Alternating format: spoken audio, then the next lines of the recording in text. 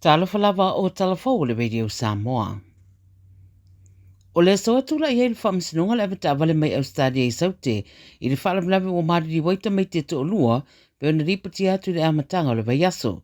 Whalamlawe na le vea i se manu o le email ma lawe vea atu ai mai si ta avale sa i tuane.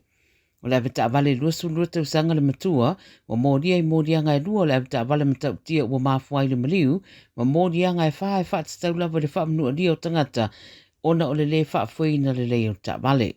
O le ali i whailu mai e mai i Mount Gambier foi, mai le iei ni manuanga mai le whaalawelawe, ai na pu e leo leo ana nafi ma te ena le tatala mai tua. O le tamaiti te rima tausanga ma lona tua fine se furu rima tausanga, o maari riu le nei whaalawelawe, wa ato iei le fitu sfuru rua o so i fua o mau i whaalawelawe i lungo ala te tele, i Ausetalia i sautele waia i le tausanga nei. E to ono tamaiti wa te turi malea o ngā li putia le whaatino ni winga fia malosi, bullying, ma ua whaasoa ai lea o ngā ieitua i ngā mionga o i lato wa to ono e pēna li putia le 7 News, wa ave sea mai lea o ngā ma leisi to o rua sultasi wa wha malo lo mo sina taimi suspend ina waria e tu ua inga o winga fia malosi ma le Samoa. O le St. Paul's College i sini o lo li putia mai eile am ta upu, ma le whamtaranga ua whaia neise suenga i eitu ai ngā winga. Ma ua whailua le 7 News i whamtaranga ma le sui o lea onga Dr. Ed Lyon, o lo o tuuina nei le whesosoani ia i la tau na awhia, i nei tu ai ngā winga, ma ua whata i eile korisi, ma langona le fia i le au fia i o ni tamaitia onga, mai le korisi le nei i lea mata upu, e le o ngā tasi matalitununga ma mautau ave lea onga.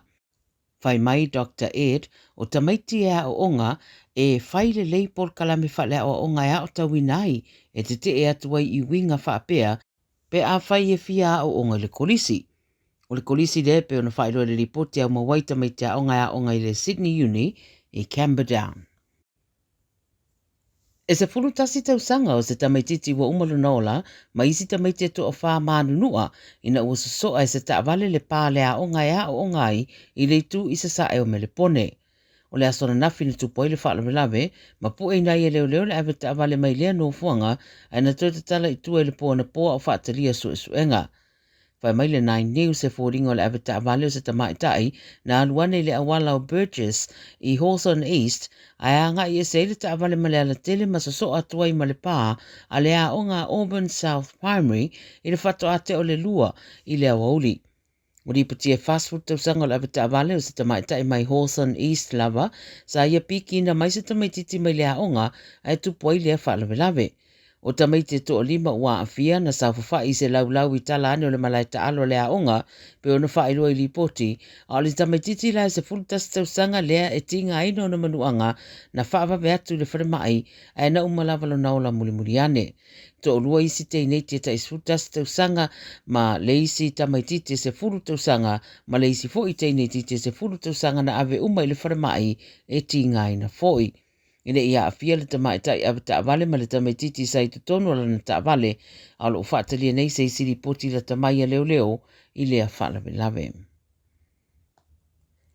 O toi a matawhai ngā malanga le company wa alele le Emirates a ngai i Adelaide le mai o tausanga e whaa ma o lea whaatstau o tā ua o le ama waile tu samarisela wonu sfur miliona e tuuina le tamau ainga o Ausetalia i saute, South Australia.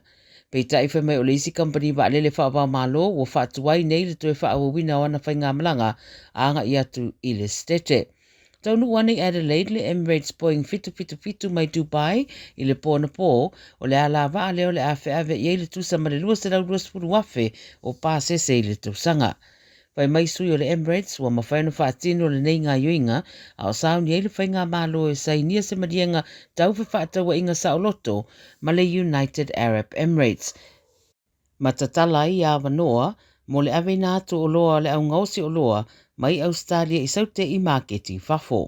O riputia le 9 News o le Cathay Pacific, o toe whaatuai nei le whaawawina o ana malanga mai Adelaide, se i auria le whaai unga o le lua awhelua lima, no winga o le aleini malanga tu sao mai Adelaide i Hong Kong, se i auria o ke topa lua awhelua lima.